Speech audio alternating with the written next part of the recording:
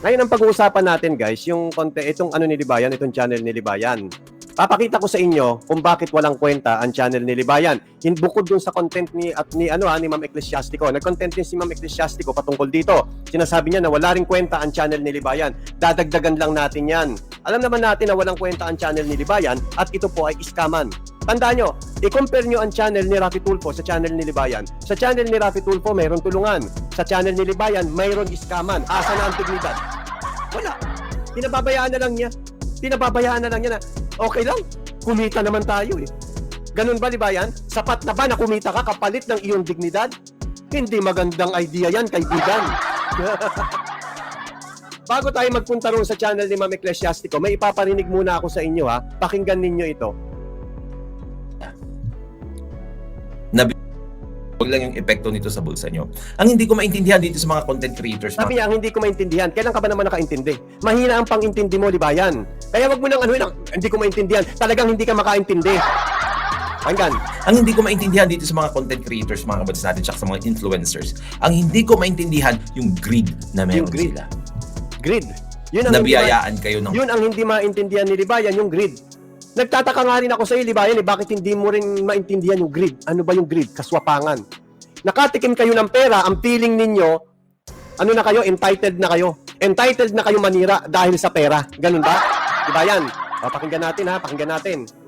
Intindihan yung greed. Tandaan nyo ha, wala nang pagiging abogado, nasa pangalan na lang yung pagiging abogado ni Libayan. Pero pagdating sa ugali at saka sa kanyang pananaw sa buhay, pera-pera na lang yan. Ayon din mismo kay Libayan. Pakinggan muna natin to. Mga kabatas natin, tsaka sa mga influencers. Ang hindi ko maintindihan, yung greed na meron sila. Yan, yung kaswapangan. Yun ang hindi nila maintindihan. Yan din ang hindi ko maintindihan sa Libayan, yung kaswapangan mo. Tuloy. Nabiyayaan kayo ng community. Nabiyayaan ka ng community. Puro bobo nga lang. Kasi ang paniniwala ni Libayan, dapat paligiran natin ang sarili natin ng mga bobo para maging matalino ka. Yan ang pananaw ng bobo na si Libayan. Kaya ano ang ginawa ni Libayan? Pinaligiran niya ang sarili niya ng mga bobo. Pansinin ninyo yung mga nagko-comment dito sa comment section. Hindi ba mga bataan ni Libayan yan? Tignan yung mga comment nila, pang bobo. Tama yung sinabi ni Libayan. Paligiran mo ang sarili mo ng bobo at yun nga ang ginawa ni Libayan. Pinaligiran niya ang sarili niya ng mga bobo. Tuloy.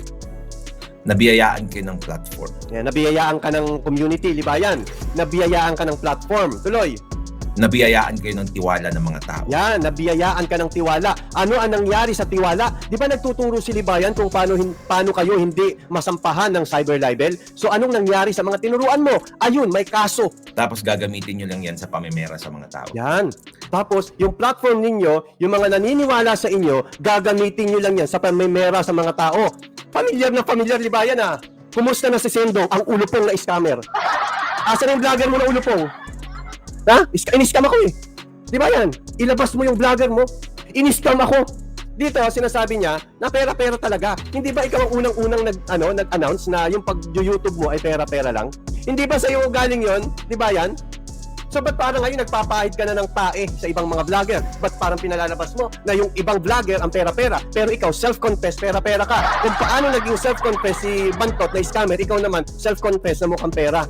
Wala nang nagtatanggol sa'yo, Libayan. Nararamdaman mo ba? Ramdam mo ba? Wala nang nagtatanggol sa'yo. Ang pinag-uusapan na lang ngayon kung sino ang ama ng dinadala ni Kamla. Joke lang. Hindi nga, yun ang balita ko eh. Paring Bantot! Pare! Yung buntis pare! Ha? Baka may issue na naman kami. May ini-issue na naman. So nakikita mo na, Libayan, wala na nagtatanggol sa'yo. Gets mo ba yun? Siyempre hindi. Bobo ka eh. Hindi mo nararamdaman, Libayan. Wala ka ng tagapagtanggol. Tandaan mo, wala na. Ang content nila ngayon, yung burol. At saka si Melo Bex. Wala na nagtatanggol sa'yo. Kawawa ka naman. Kawawa ka, Libayan. Pakinggan natin. Tao. Tapos gagamitin nyo lang yan sa pamimera sa mga tao. Yan. Gagamitin lang sa pamimera. Natin. Sayang yung pera. Sayang ang pera. Ang hindi ko maintindihan dito sa mga... Napindot ko. Sayang ang pera. Mabuti pang itaya nyo sa sugal, may chance pa kayong manalo kesa itaya nyo sa channel ni Libayan. Kapag itinaya nyo sa channel ni Libayan, sure yan. Sure olats. wala nang defender si Libayan. Chumitsyempo na lang yung kumukurot-kurot. Parang si Libayan, para sabihin na yung channel niya is tungkol sa batas, kukurot ng konti sa batas, 1% batas, 99% chismis. Ganun na rin lang ang ginagawa ng mga vlogger ni Libayan. Kukurot ng konti, sabay chismis na rin. No?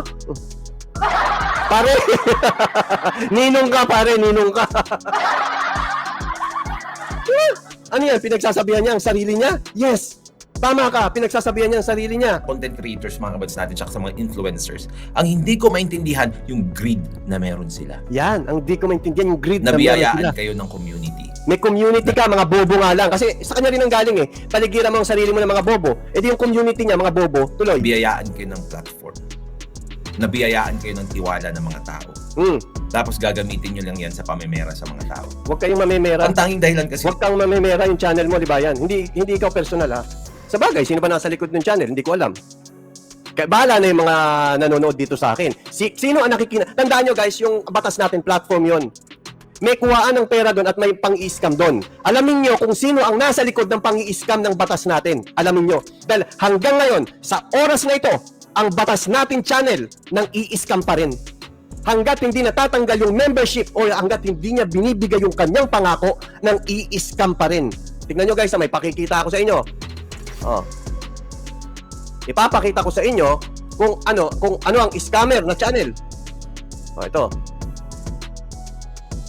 Ito po yung scammer na channel. Ang title nito, Batas Natin. Ayan. Naka-live siya ngayon. Tingnan natin. hindi naman na kailangan yung posters at yung sayang lang yung pera. Hindi na rin kailangan ng poster, sayang ang pera. Huwag kang mag-alala, Libayan. Yung gagawin kong poster sa mga vlogger mo, hindi sayang pera doon. Sabi ni Kayo, hindi ko tuloy mapublic yung prediction ko sa prediction niya. Wala kang utak kasi, bantot. Natutrauma talaga. May natrauma din sa'yo nawalan pa ng channel. May natrauma ng channel. Sino kayo natutrauma? Tandaan mo, sino ngayon ang nakasuhan? Yung mga vlogger mo at hindi ako natutrauma. Madaling gumawa ng channel. Tignan mo ang views ko dito at saka views ko nung nakaraan. Halos pareho lang. So walang kwenta yung nagawa ninyo. Ang may kwenta, yung nakasuhan nung nakaraan. Yung nakasuhan nung nakaraan. Oh. Speaking of trauma, dapat itong si Rafi Tulfo, you take heed from your vloggers. Oh. Ilan ang traumatic experiences ng mga yan? Sino ngayon ang meron ng traumatic experience? Hindi ba si Apoluna meron traumatic experience? Nakasuhan? Si Sean Wayne, meron traumatic experience. Sino pa? Siya! Meron traumatic experience yan.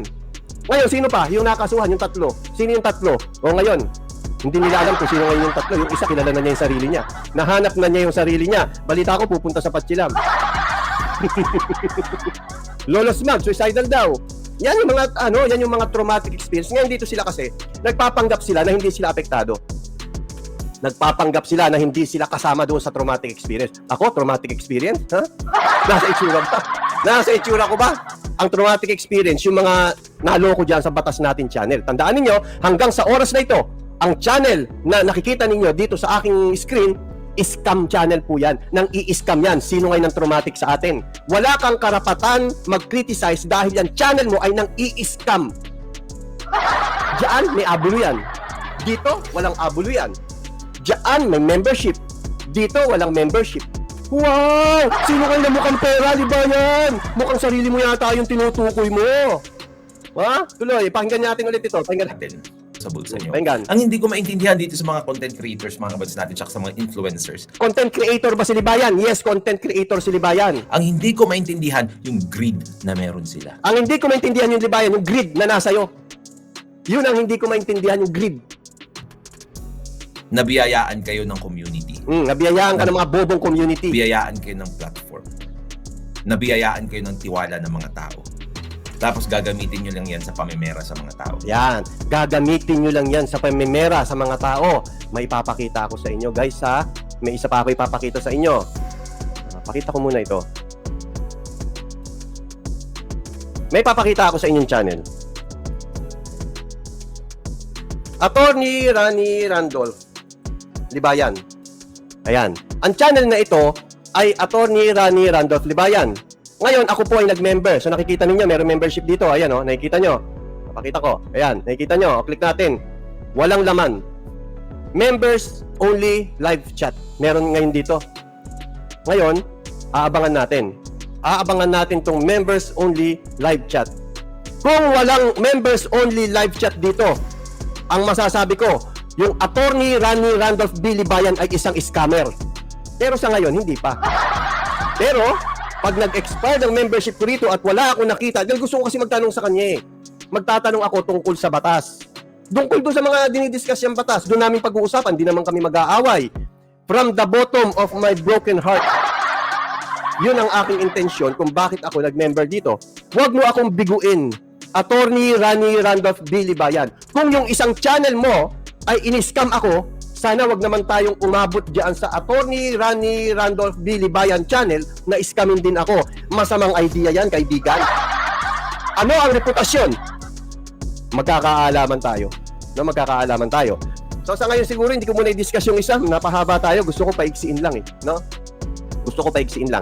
So ayun lang mga kapatid, magandang umaga po, magandang hapon po sa inyong lahat. Hanggang sa muli po, mamaya po may live ulit tayo. Pinag-usapan lang natin dito yung pang-i-scam nung batas natin channel ni Libayan. Ingat tayo mga kapatid, hanggang sa muli po.